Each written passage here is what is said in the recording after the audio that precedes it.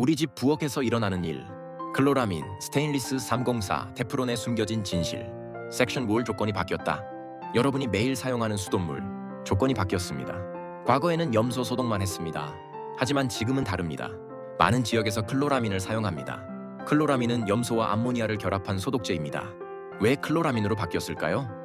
염소보다 오래 지속되고 배관에서 소독 효과가 더 안정적이기 때문입니다. 수질 관리 측면에서는 더 효율적입니다. 하지만 우리 집 부엌에서는 다른 일이 일어납니다. 클로라민이 물에 녹아 있습니다. 물을 끓이면 일부는 기체로 날아갑니다. 하지만 나머지는 남습니다. 그리고 조리기구 표면에서 농축됩니다. 특히 스테인리스 304와 만날 때 심각한 문제가 시작됩니다. 섹션 2 스테인리스 304에서 일어나는 일. 스테인리스 304 가장 흔한 조리기구 재질입니다. 냄비, 프라이팬, 국자, 식기 거의 모든 주방 도구가 이것으로 만들어집니다.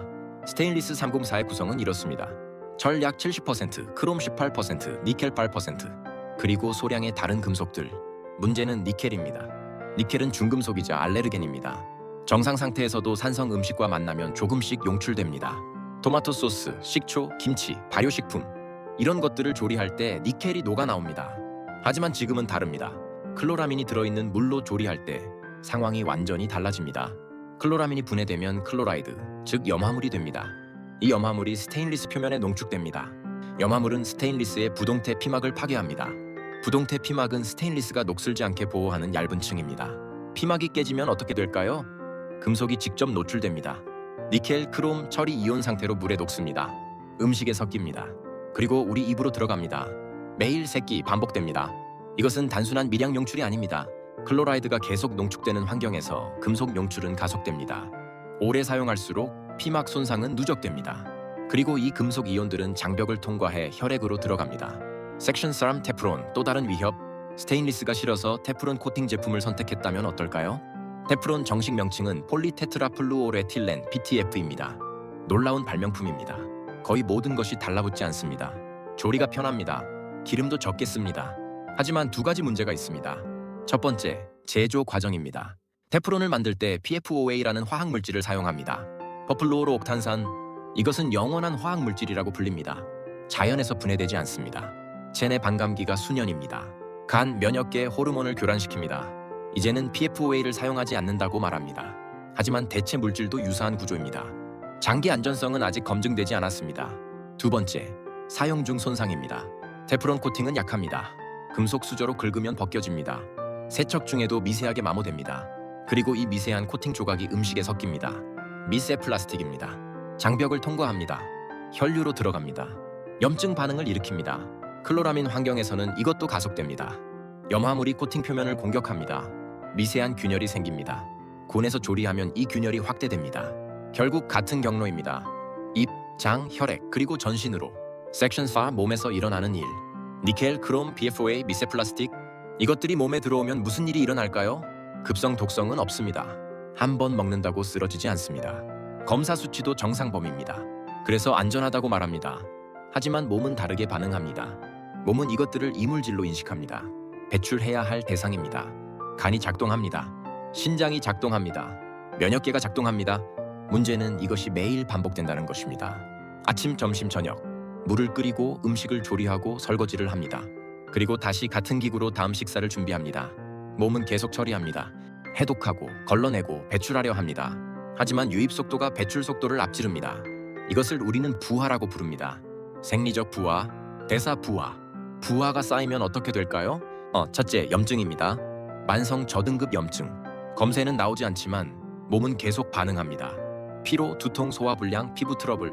둘째, 면역 혼란입니다. 몸이 계속 경계 상태에 있습니다. 알레르기가 심해집니다.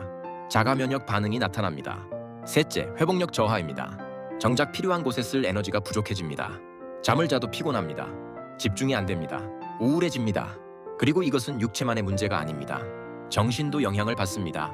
니켈과 중금속은 신경계를 교란합니다. 기분 변화, 불안, 짜증, 이유 없이 예민해집니다. 7년, 누군가는 이것을 7년 동안 경험했습니다. 원인을 찾기까지 7년이 걸렸습니다.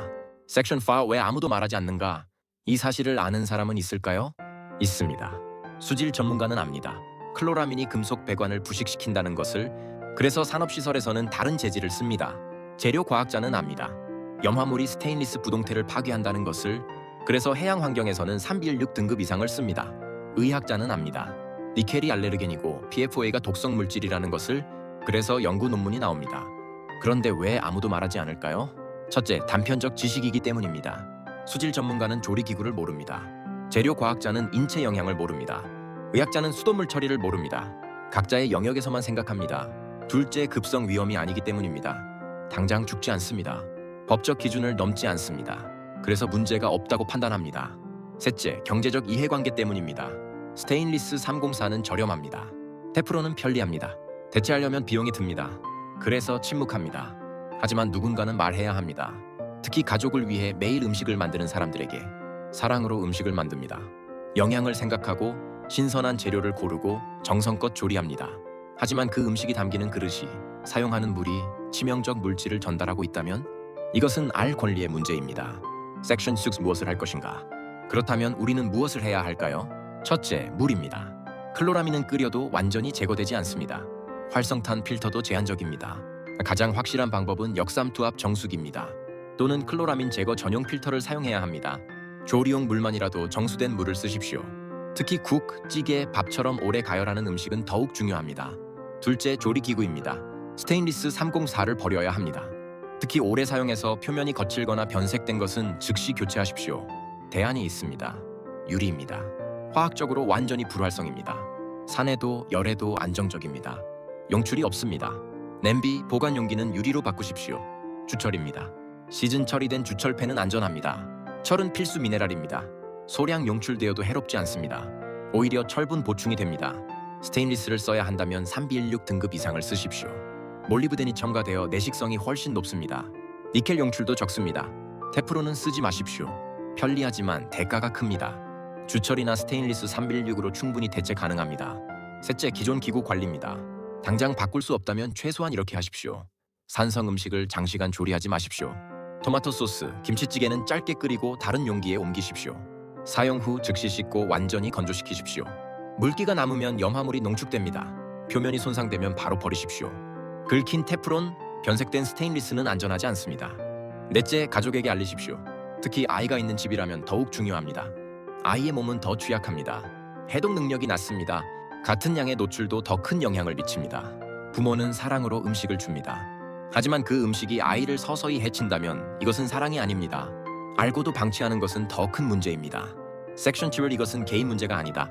누군가는 이렇게 말할 것입니다. 예민한 사람만 그런 거 아니야? 나는 괜찮은데? 너무 극단적인 거 아니야? 아닙니다. 이것은 개인의 예민함이 아닙니다. 생리학적 사실입니다. 어떤 사람은 빨리 증상이 나타납니다. 어떤 사람은 느립니다. 하지만 부하는 누구에게나 쌓입니다. 증상이 없다고 영향이 없는 것이 아닙니다. 단지 한계에 도달하지 않았을 뿐입니다.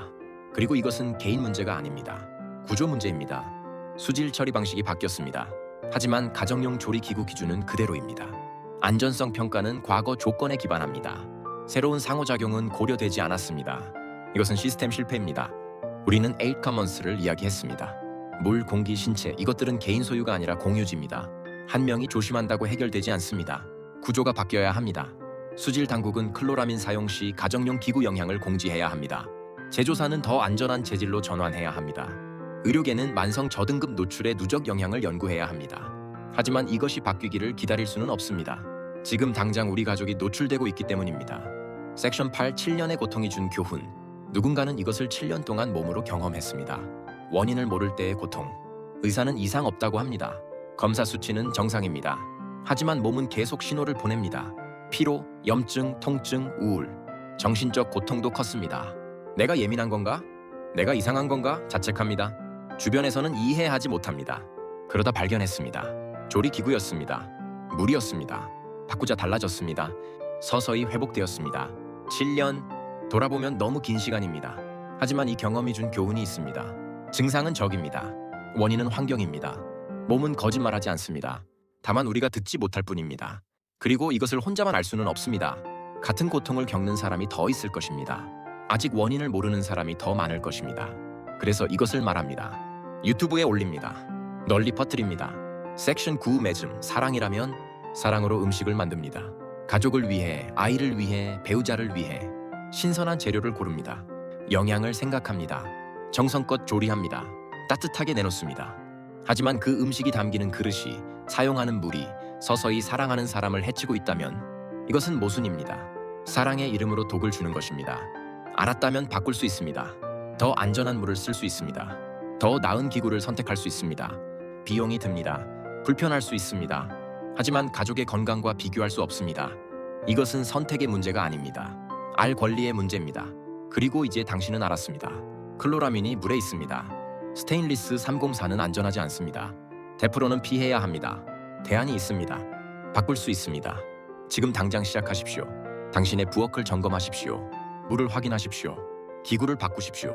그리고 주변 사람들에게 알리십시오. 한 사람 한 사람이 바뀌면 결국 시스템도 바뀝니다. 수요가 바뀌면 공급도 바뀝니다. 질문이 많아지면 답도 나옵니다. 사랑한다면 제대로 사랑하십시오. 음식뿐 아니라 그 음식이 담기는 모든 것까지. 7년의 고통이 헛되지 않게, 다른 사람은 같은 길을 걷지 않게 이 메시지를 전합니다. 지금 당신의 부엌에서 문명의 회복이 시작됩니다.